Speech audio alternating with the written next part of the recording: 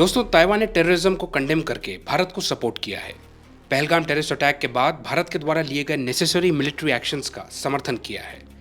Pakistan back terrorist के innocent भारतीय civilians की जान लेने के रिस्पॉन्स में भारत ने ऑपरेशन सिंदूर लॉन्च किया। इसके तहत भारत ने पाकिस्तान में प्रिसिशन स्ट्राइक्स करके टेरर इंफ्रास्ट्रक्चर को एलिमिनेट किया और पाकिस्तानी मिलिट्री के द्वारा एस्कुलेशन के बाद पाकिस्तानी मिलिट्री इंफ्रास्ट्रक्चर को भी डिस्ट्रॉय किया।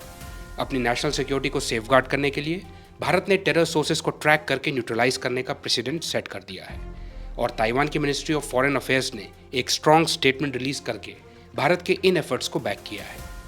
ऐसे टाइम में जब चाइना पाकिस्तान के साथ खड़ा हुआ है, उसे वेपन सप्लाई कर रहा है, भले ही वो ठीक से काम ना करते हों बट सप्लाई तो कर रहा है। ऐसे में ताइवान ओपनली भारत के सपोर्ट में आ रहा है।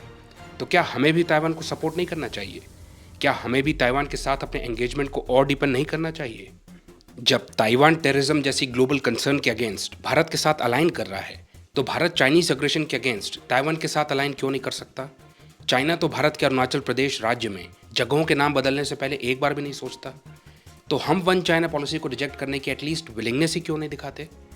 क्या अब समय नहीं आ गया है कि हम चाइना को ये साफ तौर पर कन्वे करें कि यदि वो भारत के नॉर्थ ईस्ट रीजन में किसी भी प्रकार का मिस एडवेंचर करने की कोशिश करता है तो हम उसे कंडेम करने और रोकने के अलावा भी एक स्टेप फर्दर जाएंगे और चाइना के लिए सबसे सेंसिटिव इशू ताइवान को टारगेट करेंगे। हम ताइवान के साथ फॉर्मल डिप्लोमेटिक रिलेशंस एस्टैब्लिश करने की विलिंगनेस दिखाएंगे। जो जैसी भाषा समझता है उसे वैसे ही भाषा में समझाएंगे कि भारत के वन चाइना पॉलिसी से अडहियर करने की नेसेसरी कंडीशन है कि चाइना भी भारत की सॉवरेनिटी और टेरिटोरियल इंटीग्रिटी को रिस्पेक्ट करे।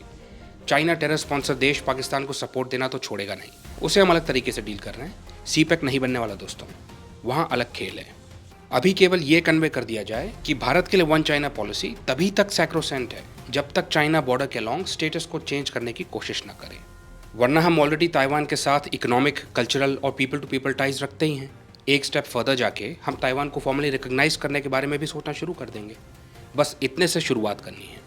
हमें चाइना को ये बात स्पष्ट कर देनी चाहिए कि यदि हम उसकी कोर डिप्लोमेटिक रेड लाइन को चैलेंज नहीं कर रहे हैं तो वो भी हमारी सोवरेनिटी और टेरिटोरियल इंटीग्रिटी को सीरियसली ले।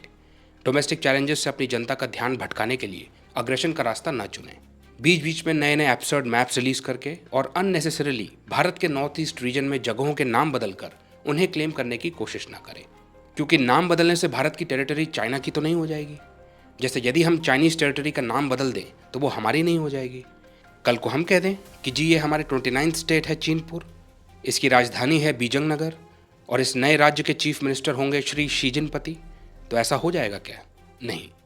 इवन पाकिस्तान कल को कह दे कि ये हमारा नया प्रोविंस है चीनिस्तान, इसकी राजधानी है बीजिंगाबाद और चीफ मिनिस्टर है मोहम्मद जिनपिंग उद्दीन, तो कैसा रहेगा? ज़मीन पर कुछ बदलेगा? नहीं।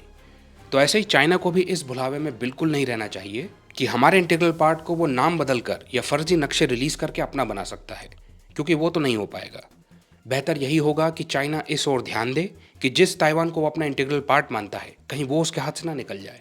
दोस्तों, क्या आपको लगता है कि वो वक्त आ चुका है जब भारत को ताइवान के डिप्लोमेटिक आइसोलेशन को एंड करने की मुहिम को लीड करना चाहिए? कमेंट सेक्शन में बताइए।